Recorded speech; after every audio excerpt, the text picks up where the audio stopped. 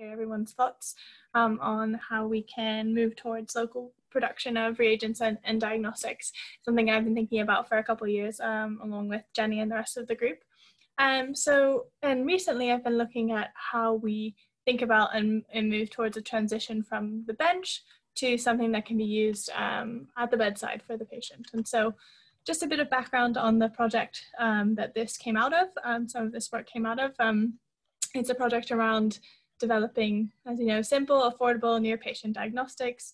And here the project was focused on some infectious disease, specifically dengue and leptospirosis, which were problematic and endemic in the Philippines, but this can be more broadly applied to things like COVID diagnostics and more generally applied. So looking at, you know, detection of DNA and RNA, looking at moving away from hospital lab-based detection towards more remote clinic-based detection, and trying to make it as easy as possible in terms of being able to be used by with limited amounts of training and resources. And I give this background because these kind of use goals inform some of the product requirements, which then form some of the scale-up needs.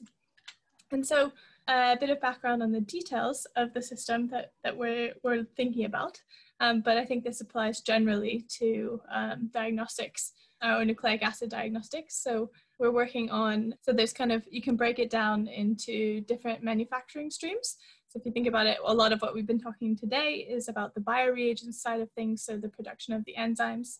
In our case, we're specifically working on polymerases, especially BST for LAMP, and we've been working with a silica-based purification method, and we actually use the enzyme in its immobilized state. And then you've also got the device component. I've put a lateral flow assay here just as an example, but it could be microfluidics, it could be paper-based, and essentially the function here is to enable sample uptake and enable containment during heating if you've got a heating step for your amplification. And it may be made of plastic or paper, as I said. And then you've probably got a third element, which is some level of instrumentation. It depends a lot on your assay here, but it may perform a heating function. It may help with signal detection and readout. Could even just be an app on a phone to help with data management. But you've got these kind of three components that have their own manufacturing needs, but they don't really operate independently, right? You've got to think about the compatibility of the reagents with the materials in the device and size, compatibility with the device and the instrumentation system, and if you've got a specific way you want to do detection, then you maybe need optically clear materials or something like that. So it's an integrated design process, and that needs to be reflected in some of the manufacturing decisions you're making as well. As a note here, I think, and this is maybe relevant to the breakout that I was part of, that looking at how maybe different parts of the stream can be monetized early on. So especially the bioreagent side of it. And so if we think about how we manufacture this, because understanding the manufacturing process is key to being able to scale it up and then produce at scale, we've kind of got several different steps. So in our case, we start with production of support substrate. So we're isolating silica particles from sand. And then we've got our reagent production, which is obviously a whole host of different steps, but is simplified down here. And then doing some sort of immobilization, purification, adding in the additional reagents, which like DNTPs, salts, all of these things that are needed, integrating this then into the device and chamber, and then integrating that into a whole package that would also include the instrument. And a couple steps I didn't really go into here, but would also have their own kind of manufacturing considerations, would be packaging and sterilization, as well as distribution. And for each of these steps, you can then start to build a process-based cost model around all of the raw materials that would need to be input, all of the facilities and equipment and utilities like electricity that you would need, what kind of quality assurance technology you would need for each step, and what kind of capacity and capability in terms of workforce skills. And these can be and should be mapped for each individual local production case. So what are the supplier options and what the pricing is? Are there any existing manufacturers that you can piggyback on? What are the relevant standards, which may be more generic, but also may differ, does differ between different regional bodies. And so it's starting to get a process understanding here that can then help with the transition to scale up. But scale up isn't just manufacturing. Scale up is and can be defined as kind of the translation, the whole process from an innovation into the market. So that it's a multi-dimensional process. So a lot of what we focus on often when we're in the lab is kind of the technology development. And then we start to think about how you might make it, but there's also considerations around how you can become a sustainable business and how you develop your value chain or your market and your customers. And so there has been a lot of research into scale up because it's quite a complex process.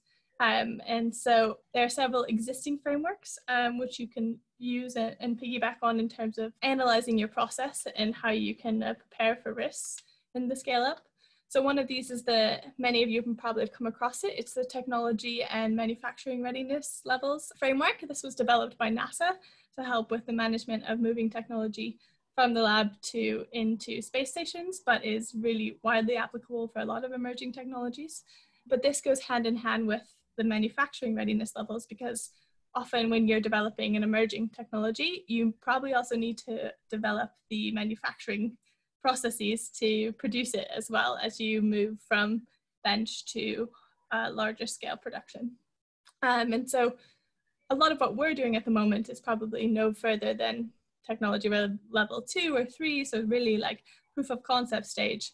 But we need to start thinking about the things and the steps in the process further on in the scale. Moving away from kind of a deep technical focus, there's another framework that was developed by the Carbon Trust, looking at the development of clean tech startups, but I think there's a lot of here that can be applied to startups in emerging technologies more broadly. So this is kind of more of a market investment focus, and is looking at how do you grow the company, how do you grow your market. And in this case, when they talk about regulation, they're more talking about policies in favor of clean tech, rather than when we think about regulation as a diagnostics, we're normally thinking about regulatory approval for diagnostics and things like that.